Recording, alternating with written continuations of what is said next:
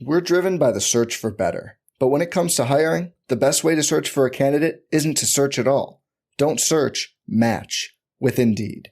Indeed is your matching and hiring platform with over 350 million global monthly visitors, according to Indeed data, and a matching engine that helps you find quality candidates fast. Leveraging over 140 million qualifications and preferences every day, Indeed's matching engine is constantly learning from your preferences. Join more than 3.5 million businesses worldwide that use Indeed to hire great talent fast. And listeners of this show will get a $75 sponsored job credit to get your jobs more visibility at Indeed.com/Blue Wire. Just go to Indeed.com/Blue Wire right now and support our show by saying you heard about Indeed on this podcast. Indeed.com/Blue Wire. Terms and conditions apply. Need to hire? You need Indeed.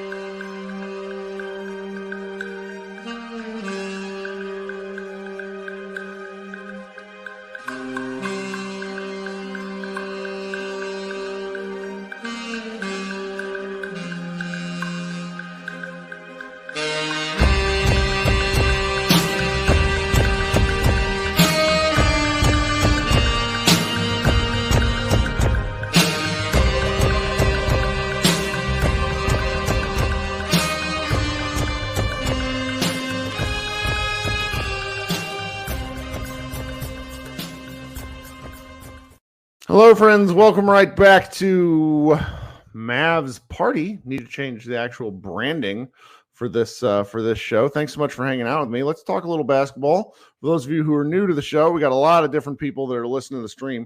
I posted and pinned a comment into the YouTube chat where you can click and join and give me your takes on this here game. And I want to hear what is going on with you out there. We'll talk basketball for, maybe another half hour. If there's more people, we'll get to everybody. But this wasn't a particularly emotional game. There should just be a few things we should hit on. But, of course, if you have takes, I want to hear them. Coming up first is Brian. Brian, you're always so quick to the draw. What's going on, man? Sorry, brother. Yeah, I guess I just don't be having shit to do. I like it. I don't have shit to do either. I mean, I should do something, but things I don't want to do. How about that? But yeah, no, man, we got a nice, good, ugly win. That was cool. PJ Washington didn't have a great shooting game, but once again, the driving was impactful. He got his little floater going. And the defense in the fourth quarter, him, Maxey, Josh, and Luka in the fourth quarter, oh my God. Like, I don't know what they shot Luka up with when he went to the locker room, but when he came back, I think it was, 6 minutes left in the, maybe even less than that, in the fourth quarter. That sounds right. He came back and he was absolutely electric, dude, and on both ends. And so he was switching. He even locked Denny up for a possession after Denny had been, actually a couple possessions after Denny had been cooking him all game long. Like, he was getting nailed to the cross, and then two straight possessions or two possessions close to each other, he just stonewalled him on drive and couldn't do anything with it. Got a turnover, a maxi dunk in transition right on the other end. And yeah, dude, I just can't find enough nice things to say about Max Cleaver and Josh Green. They've been so good during this win streak. And it's nice that Josh can just play basketball well consistently. Right. Like we're working on a month and a half of this now. Like this is a pretty big sample size for him anyway. Well, nice basketball is the whole point. It's like when you watch an ugly game, it's so frustrating to deal with it because you know what they look like when they actually look good. Yeah, this coming right out of the OKC game was disgusting. I'm not gonna blame Tim for missing shots. I will blame him for some of the terrible looks that he had, but those are the looks that he gets, and those are the shots he takes when his shot is falling too. So I get it. I'm not as mad at Tim. Now the defense you can be mad at him for, but when he was missing shots and it was clear that the shot wasn't really coming back, Kid finally pulled him somewhere in the second and went back to him late in the second, and he hit a three, and then he hit a mid-range pull-up, and then he hit a three, and after that, nothing. And from then on, Kid's got to know, all right, This dude is like 2 for 10. I mean, he was so bad. He was 2 for 13 tonight, I think. Yeah, he had a stretch where he missed 5 straight shots, and he took 5 straight shots for consecutive possessions for us. And at that point, yeah, it had to be, okay, Jaden, you got to come out here and make You just something don't happen. need that anymore. That's the whole point of getting two better players is you're supposed to not need. And when it works, you're happy with it. He comes out. I just didn't. I feel like I'm missing something when I watch Jason Kidd coach. But I mean, that's kind of the general consensus of everyone where, he's just maybe a little. There's got to be a method to the madness, but and of course you're very glad. We're very glad as a team. We'd rather them win ugly than like lose and have to talk about that. Which, I mean, if that was the case, I wouldn't have done one of these because I just wasn't in the mood to deal with that kind of negativity. But that's the way it goes. Yeah, no, I think it's just an amalgam of things, like Kidd trying to get Tim to understand slowly, like, look, brother, it's not going to be 30 minutes a game anymore for you. If you don't have him rolling, it'll be closer to 15 to 18, and if you can get it going, it'll probably top out around 25. But we don't need 30 a game from you anymore. That's not what you're out here for. Right. You're not out here to do the secondary, tertiary creating with the bench line. We don't need that from you. We've got guys who can catch and attack and do something with the ball in their hands. We've got guys who can make plays for other people out of drives. Like, even Jaden Hardy is coming in.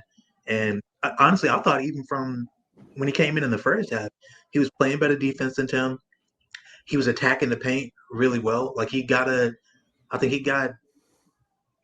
missed a shot. He missed an at-rim attempt and then got the ball back later in that same possession and drove and scored through contact really well. And, yeah, he was just moving his feet on defense, staying in front of guys, had a really good two-way sequence where he locked up Corey Kispert and forced him a bad miss. And then, obviously, he came in the fourth, and he quite literally saved the offense when it was looking like a sinking ship with those 2 threes. And, yeah man, I am happy with his progress so far this season. Like, I wanted to trade him. We talked about that in here. We were like we don't want to see him anymore. Go away. And the fact that the kid stuck with him, I think, is interesting. The fact that he's stuck with it is impressive to a degree. I think hopefully what we've seen in these last several games is in it because it goes back like 3 weeks. I think he's been playing better. Is he's getting fewer opportunities to do things he can't do. Just like I like the catch and shoot. I like when he catches the ball on the way when he's already moving. I don't like it when he gets the chance to size up. And I've repeated that all year long. Yeah, when he's got time to stop and think with the ball, bad things more often than not happen. He's been a better playmaker. Right. He's actually been pretty good. Like, when he's not taking time to really think about what he's doing. But yeah, no, if you're trying to like run pick and rolls for him or like run wing ISO actions for him, we're not seeing any of that really anymore, thankfully, and it has helped his game. And so now we're seeing from him and from Josh some of the things we wanted to see at the beginning of the season. It took a while, but we're here now, so I'm grateful. That's right. And yeah, now Kid just has to know that, look, man, that 10 leash is short now. We don't have time for you to be out here wrecking the game for us on both ends if you don't have it for 25, 30 minutes a night. And we don't have to live with that. It's like you said, we still have even that open roster spot on the back end of the rotation where we can convert AJ Lawson to have him come in and give us some energy minutes if even like Josh doesn't have it on a given night. Right. But no, man, I think that us winning this game in the fashion in which we did, where we just Luka trolled for 3 quarters and then came back and we just turned it on both ends and just cooked them, and it only took like 6 minutes to do. We went from being down like 6, 7, 8 to up by 6 in blink of an eye. Yep. Just like that. So, well, thank you so much for kicking us off. Of course, dude. Thanks for having me. All right. Talk soon. Yes, sir. All right. We're going to go to X next, who's waiting down there. Welcome. What's up? What's going on, Kirk? It's been a long time since you've been on one of these. It's been a long time. I'm kidless, girlfriendless, so I got some free time, so I figured why not jump on. It's not weird. It's like, what do you do? It's like when you're just like looking around for something to do. Like, I was sitting around. I don't even remember what I like to do for fun. So let me go shoot some basketball takes off into the sun. That's right. What I wanted to do was, so when I said that I would have done Josh Green the first with PJ, I got killed on Twitter. I got killed in the Slack, and I understood. So obviously, when it was just Grant Williams in the first, I thought I wouldn't say a steal, but I thought it was more than a fair trade. More than a fair trade. Now, I think that a lot of people. I was on Twitter. I'm seeing the comments. Oh, nothing stood out about PJ today. He didn't shoot so well. Look at the way he played defense. He was getting switched on to point guards, and the point guards couldn't attack him. And even when they were able to kind of get by him, it wasn't an immediate blow by. He left enough time for the help to get there and, and force him to move. That alone is going to be so helpful for us because if Grant Williams had to stay in front of a point guard, I mean, the guy's instantly in the lane and our defense falls apart. Right. So defense, and if he could guard credibly 1 through 4. I don't think he's physical enough. They would run him out in Charlotte at small ball 5. I don't think they're going to do that. No. But 1 through 4, if he can switch with Luka, with Cleaver, with some of our other wings, and then we have rim protection behind him, I think that's going to raise the floor of our defense. Look, his shot's going to come and go. We didn't bring him here for the shot, but I posted it in the comments. That one play, Kyrie was like 8 seconds left. Kyrie got stuck in no man's lane. He kicked it to PJ in the corner. PJ got into the lane, threw his little float up. And the fact that he can do that and get a bucket, if that ball goes to Cleaver or some of these other guys, they're looking for Luka or Kyrie, right? They don't know what to do. He can attack closeouts like Josh alluded to. And so he's learning how to play winning basketball. In Charlotte, none of the games he played in the last 2-3 years had any stakes. He could afford to just go out there and just play like it was LA Fitness. But he's learning and focusing on the small details, and that's what I'm looking for. Can he buy into that winning team mentality? And if he can, everything else will blossom from there, but I feel like he's setting a good foundation thus far. So I'm ecstatic. And Gafford is just he's a monster. Sure. So I'm honestly I'm happy. Now, as far as if I can real quick, I know a lot, I listen to all the podcasts, and all my favorite podcasters, Nate Duncan and Zach Lowe, they all thought that we possibly gave up too much in those trades, right? Sure. But to me, again, I just think, look, Kyrie's over 30, and he's our second best player. The window and the opportunity to win and to maximize whatever this current iteration of the team is. It's the next 1 to 2 years, probably. You got to see what that gets you, right? Yep. You can't slow build while Kyrie declines because any incremental gains that we make by doing smart moves on the margins and being smart with, or offset, they're offset by Kyrie's decline, right? And at that point, they don't matter as much. Maximize the next 1 to 2 years. And look, if Luka leaves, we're going to be boned regardless, right? Yeah. So let's try and win some meaningful games. And hopefully, I know that for cap reasons, you said we can give him $100 million than the other team. And you're right. No superstars walk away from that kind of money. There's still a part of me that's like, well, I don't know. I don't want Luka to be the first one. Yeah, let's not get it to where it's really a discussion. Now, I do got a PJ Washington thing for you that I want to hear a response to. The chat is talking about this too, and I think I agree. So they got PJ involved in the pick and roll early, 1 possession, and it worked. Then the rest of the time, his ass was standing in the corner. Now, Josh Bowe and I just talked about how PJ's ability to drive off those corners is pretty fantastic and pretty important. But I do think the Mavericks need a concerted effort to get him involved with the ball a little bit earlier, not in pick and roll situations. Like that, they're leaving something out by asking him to go stand there for long periods of time. You got to involve him sometimes. The problem is that none of our centers can actually stretch the floor. So I want to see. So don't tell me that Derek Lively. Everybody, all we heard was, he made 13, and I just want to see it. I don't care. I want to. See it. Like, I heard he shot 7 threes in a row at practice at Duke one day. I don't know. That's the rumor I hear. So he's a That's all. So I hear what you're saying, but I also think you can have some dunker spot stuff if you move like the far side corner guy, move him up above the break and slide the big man over in the corner a little bit. You're probably right, but I still just want to see because I think out there. We just can't do that with Gafford because Gafford outside of the circle, I mean, he's pretty much useless, right? So I think whatever creativity kid has, I think we'll see more of that once Lively's actually out there. But with Gafford, there's no threat of him popping, right? He's only going to roll. And so if you just have him out there, kind of clogs the lane.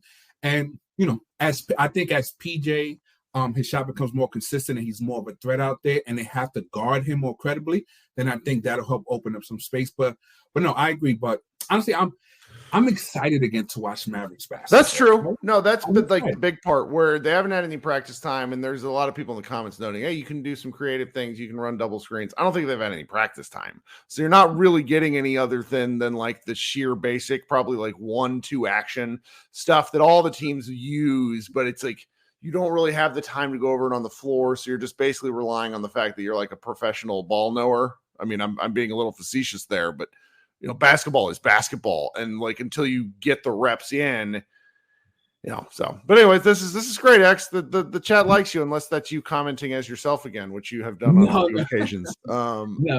You should pop back more often. Everybody misses you. You are a chat OG. Appreciate it, man. Thanks, Kirk. All right, talk soon. All right, so before I bring up Krishna next, I want to make a plea. We got 400 people in here, which is still pretty fucking remarkable to me. If you could go and like the stream. I don't know how many likes we have, but need more likes. More likes is better. It's really fun. We got 6 people waiting. We're going to get to all 6. I guess 4 now because I can't count. We're driven by the search for better. But when it comes to hiring, the best way to search for a candidate isn't to search at all. Don't search, match with Indeed. Indeed is your matching and hiring platform with over 350 million global monthly visitors, according to Indeed data, and a matching engine that helps you find quality candidates fast. Leveraging over 140 million qualifications and preferences every day, Indeed's matching engine is constantly learning from your preferences. Join more than 3.5 million businesses worldwide that use Indeed to hire great talent fast. And listeners of this show will get a $75 sponsored job credit to get your jobs more visibility at Indeed.com/Blue Wire. Just go to Indeed.com/Blue Wire right now and support our show by saying you heard about Indeed on this podcast. Indeed.com/Blue Wire. Terms and conditions apply.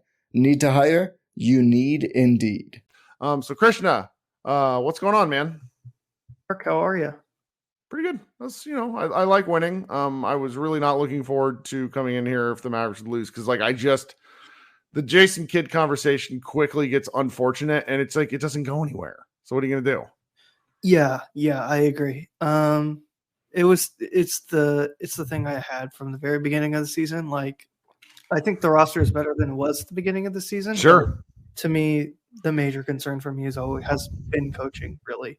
And right. It's the same conversation again and again, and I kind of just don't want to have it. So I'll try to avoid it if I can. But this was a game that the team would have lost even just before the trade deadline.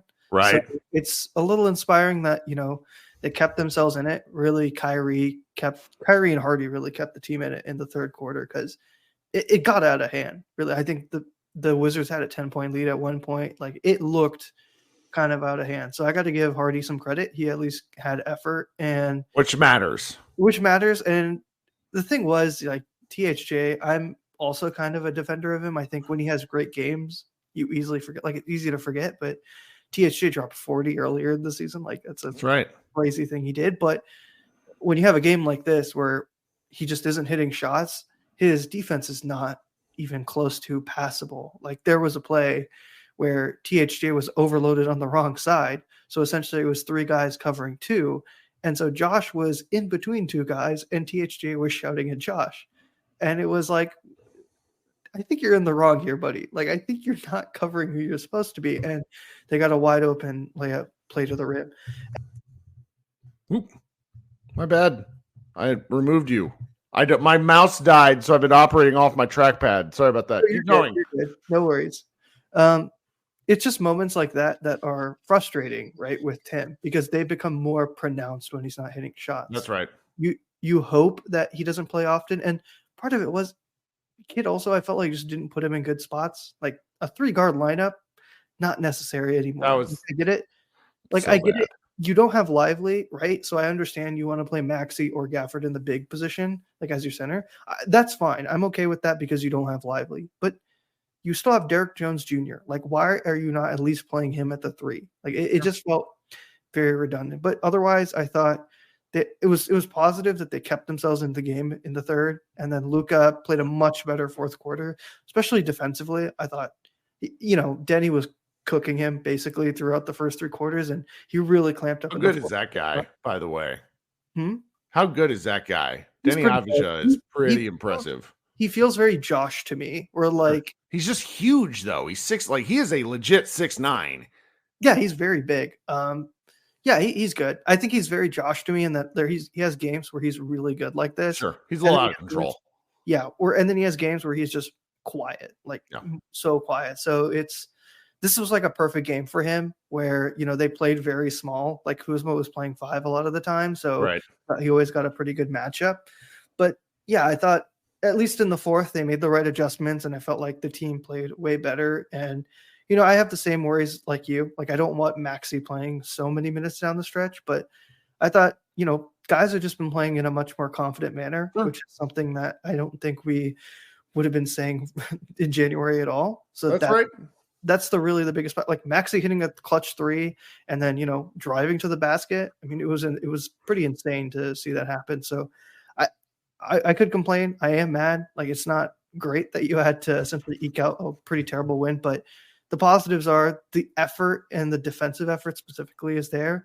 I think a lot of it is just scheme and especially offensive scheme. Like I think that has to get fixed, but I also think Lively will fix a lot of that stuff. Like I was watching a lot of the conversation around the trade deadline and some of the stuff like Lively is kind of like Gafford. I feel like it's a little overblown. I think it gets underrated how good of a passer Lively is. Yeah, for sure. Not just in the pick and roll, but in the post in general. Like that is something that gets underrated when you're not like a Jokic or even a Şengün, like those guys who are centers that are really much more pure passers. Whereas Lively, I think, is a more in between. He's not a very traditional center in the sense that he can't pass at all. But Lively's not asked to do too much right now, which is why whenever he gets in these short roll situations and does do the right thing, it's kind of like, oh wow. But I mean, he's capable of that. Yeah, and I think part of that comes with if you just watch highlights or clips, or you don't watch a full game, or you just look at stats. Those things aren't always evident that he's making the right decisions in the pick and roll, or he's making the right decisions in the upper post, right? Whether it's to drive or it's to kick out to the open shooter. I think that affects the team a lot. So, and it's not to like bash on Gafford. I still think Gafford is really great. I think he's.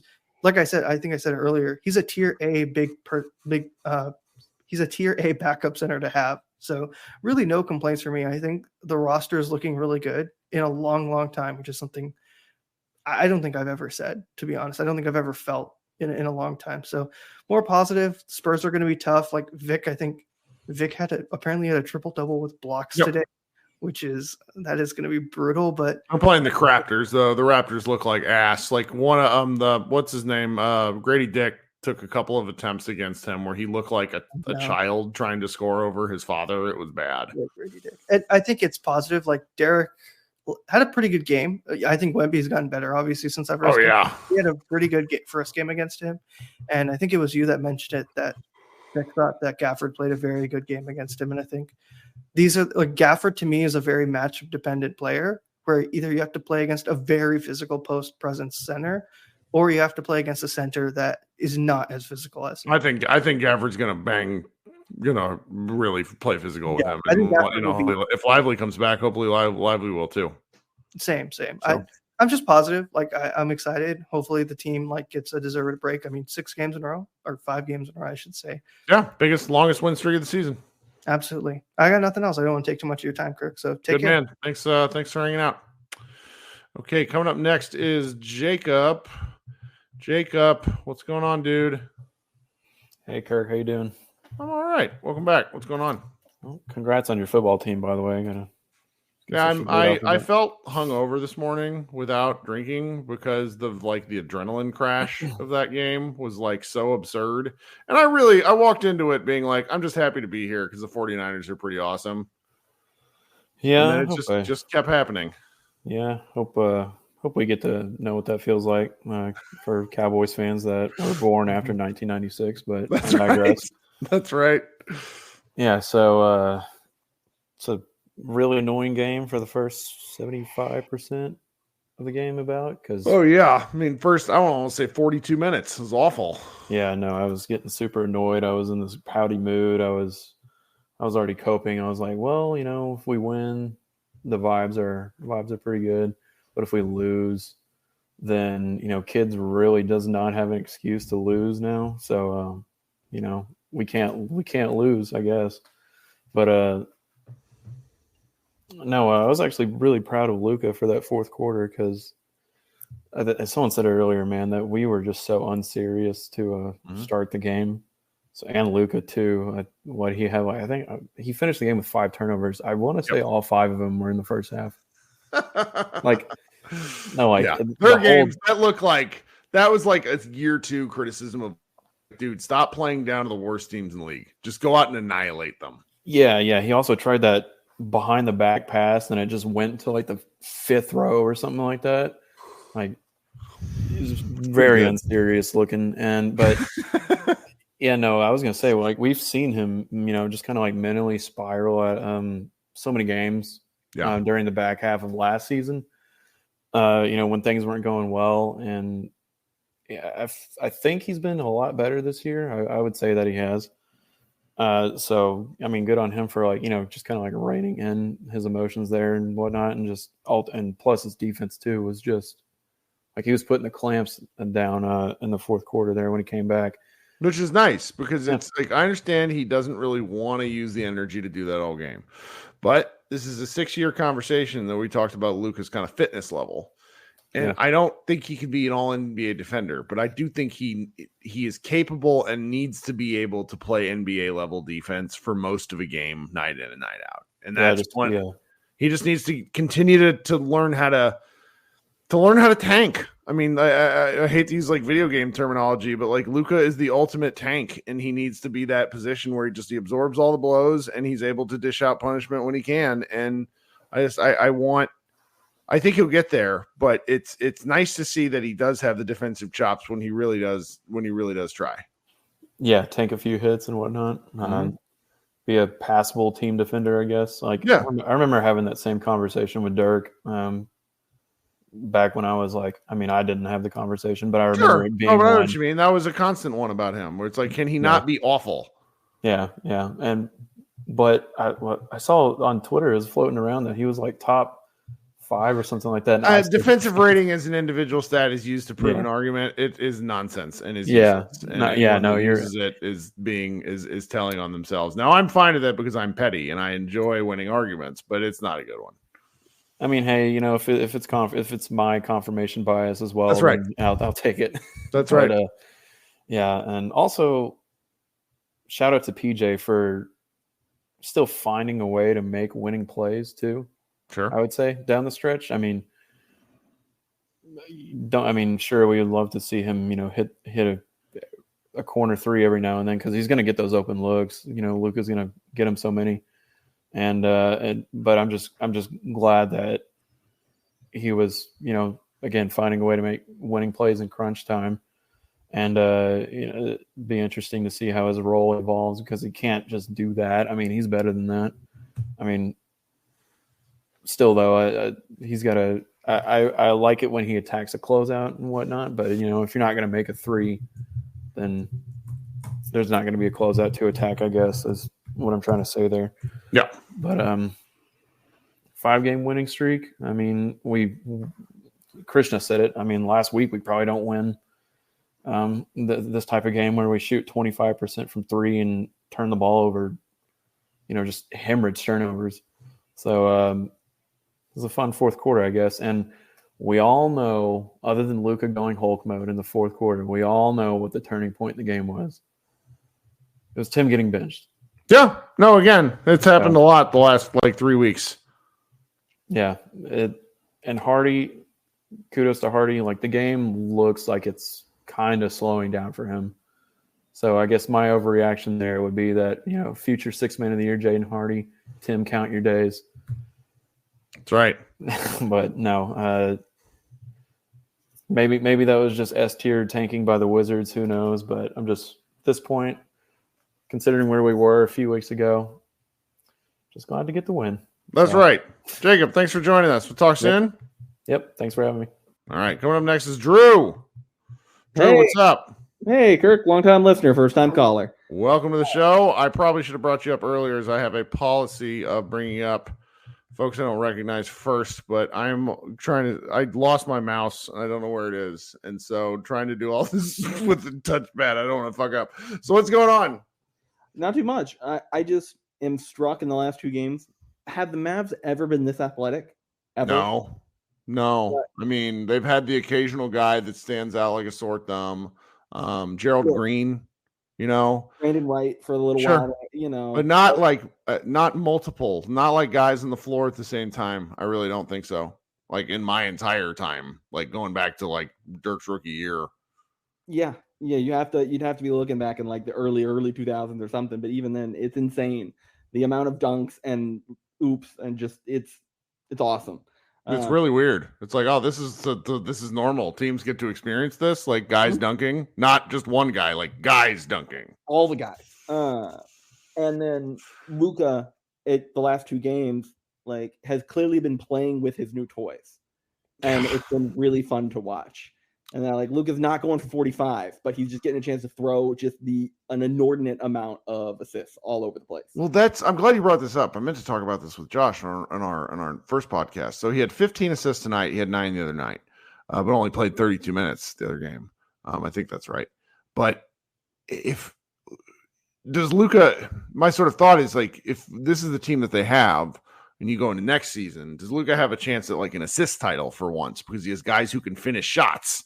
As opposed to just kicking out the 3-pointers, you guys at the rim. I mean, he found between the oops and the shots going at the rim. I mean, they have more of these. They have to have more of these attempts the last 2 games than their average on the year. It just looks great. Yeah, all the paint scoring, and then it's been repeated a couple times, but just we would never win this game prior shooting this 3%. Like literally, we've had one way to win games over the last 3 or 4 years, which is 3. Right. And now the last 2 games, I mean, we shot. I guess they shot pretty good during the OKC game, but not great. It was really felt like it was all those drives to and all the oops, and just there are multiple ways to win now. Yep. Rather than just everybody, we have to shoot 50% from 3. And it was just one of those things where earlier in the season, last couple of years, no, we're not hitting 50% from 3. This is going to be a loss. And now we can actually like adapt. That is, if Jason did, the coaching can adapt. But the potential is there. Right. It's nice. It's different. Mm-hmm. Number one, I like being mad about new things. That's fun. But there's a sense of refreshed energy. And if they were able to beat the Spurs to head into the All-Star break with a 6-game win streak, I mean, that's going to be. That's what you talk about during the All-Star break is like the Mavs are coming on at the right time. And that would be not dissimilar to what happened to them in the Western Conference Finals run. Yep. So, yeah. We're the man. You got anything else for us? Nope, that's all I had. Just it's awesome seeing all these dunks and all these oops, and it's a lot of fun. It's fun to not just be relying, like living and dying on 3s going in. It is. That's true. Well, I hope you come back. Thanks for hanging out. Yeah. Thanks for having. All right, talk soon. All right, coming up next is my man Henry with a new avatar. Top 10. Why do I have a headache watching a game against the fucking Wizards? Oh my god! Because we're not all allowed to have nice things day after day. That's why. Jesus Christ, fam! If I see another Kyrie, Tim Hardy small ball lineup, I'm actually going to have him walk the plank. Yep. We have size now. It's okay. We can run this now. I just don't understand it. Ironically enough, when you guys made the Western Conference Finals, Tim was injured. So, whenever Tim's off the court, good things tend to happen. There's just this reoccurring pattern for some odd reason. But I think he raises their floor when they don't have a lot going for you. But I also think that there's just enough now when they have the variety of talent that he actually depresses the ceiling if you're going to play him this much. And that's why, last year we had I had kind of the Davis Bertans rule where it's like, if you're going to throw his butt out on the court, he's so bad at everything other than shooting that you pull him after 2 or 3 shots. You can't leave him out there for 6 minutes because you're just going to lose those minutes in a disastrous way unless he's hitting. 100%. And I think the same thing has to apply to Tim. 100%. 100%. To X earlier, the guest that came on, Why do we keep saying he's over 30 now? He just turned 31. Yeah, but he's got like 13 years on a 6'1" frame is a lot. I understand that, but Curry's 35, 36, still tearing it up. Sure, but Kyrie attacks the basket with a lot more zest. 100%. Like he went to the floor hard like 4 times tonight. And I don't understand it. He's averaging over 25 with less than 4 free throw attempts. Like but that's been kind of the whole career. You know, he probably needs there's a little kid, there's a little Kyrie there where it's like everybody needs to be really fishing for some more calls there because like the dude goes down to like the small of his back. That shit hurts. Like he doesn't go down easy, and that's really the challenge. So it's when he's talking about that, it's more of what are you statistically looking at? Because you mean Chris Paul looks like a banana aged on a countertop at some game. Right. You know, he's much older, obviously, but you just don't want to see the physicality really take the toll, which is why, you know, the argument of going, you know, all in, I don't really like that, but it's a fair talking point just for these sorts of things. Makes some sense because, you know, Kyrie is on, this is year 1 of a 3-year deal, and the 3rd year has a player option, right? Mm-hmm. That sounds right. Yeah. So, yeah, I mean, if you look at this as a 2-year deal realistically, and I think that's fair, even though I could also see him opting in because it's, you know, $41 million or whatnot. I think it's a realistic plan because one of the things that has been kind of consistent in a lot of the analysis I've heard going back to the beginning of the year, but also since the trade is these moves are all nice, but none of it works unless you're getting Kyrie 65% of the games. Right. And so, and you know, this year he's trending north again, which is nice, but at a certain point he was really getting close to have missed half the season. So yeah. I would like to see them finish the game. Can you believe he missed those free throws tonight? That was hilarious. He never missed free throws. Yeah, it's super rare. Whenever Kai misses a free throw, I like check to make sure I didn't step on some shit because Kai does not miss free throws. That's how off the Mavericks were tonight, that Kyrie was missing free throws. I can't wait for Mavericks fans to experience playoff Kyrie. It's actually a different thing. But for this game, what do you feel like it's the players mentally being checked out, preparing for All-Star break, or why do you feel like the Mavs continue to play down to competition? I put a lot of it, and fan 123 in the chat's going to scream at me for this one. He needs to be banned. He's trolling. No, well, I put a lot of that, like at Luka. I think the team follows his energy, and when he starts out sloppy, everybody starts out sloppy. Now, he came back in with 6 minutes left, locked the hell in with the rest of the guys, and then they closed out the Clippers like nobody's business. Those two things are related.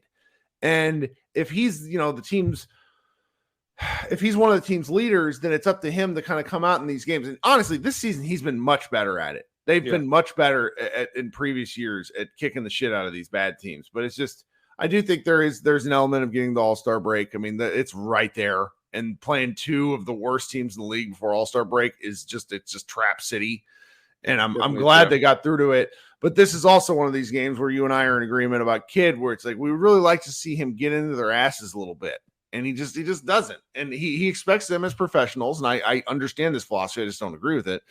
To pull out of their tailspin themselves. It would be wonderful if they could do that. And they did tonight. That was nice to see. So there's I've not seen any of the post-game comments. I'll look forward to that after the game. But this is just one of those situations where you'd like to see them do a little better, and they didn't. So what are you going to do? Yeah, I know some people are tired of talking about the kid thing because we know it's not going to change. But I, for one, you can tell by my avatar, will never get tired of wanting this Eminem fucking fired. I will never get tired of this, of saying he should be absolutely out of here, and I will continue to say so. But yeah, it's definitely a trap game. We'll see what they do for San Antonio. First game back on the 22nd after the All-Star break is Phoenix, so that would be fun. Don't know who to cheer for. That's a measuring stick game for me. Honestly, I think we blitzed the hell out of Phoenix. I don't even actually think it's going to be close. I don't think it's going to be close. I think we actually run them off the floor with this new addition. And, of course, Luka has free real estate in Phoenix. So I don't even think that's going to be close. I think we set the world on fire, set the world on notice. Because, again, for some odd reason, the Knicks won the trade, which I don't think is right. You added a balding accountant in Bogdan Bogdanovic at 34 years old, and somehow you won the fucking trade. Absolutely not. So hopefully they finally start to pay attention. If not, it's cool. Hey, no, I'd rather, silent like lasagna. It's much funner. Much more fun. All right, man. Talk soon. All right, man. See you. All right. We're going to go to Leo next and then Micah. Leo, what's up, dude? Hi, can you hear me well? I can. You sound great. Thanks. Would you mind if I ramble for a little bit and give you my most copium of takes? Sure. That's what this is for. Whatever you feel. If you remember 2 years ago when we went on the awesome winning streak where we won at a 60-game pace, I went through the games we could play and I told you I saw us becoming a top 4 seed. Probably, sure. Okay. I did that again this year.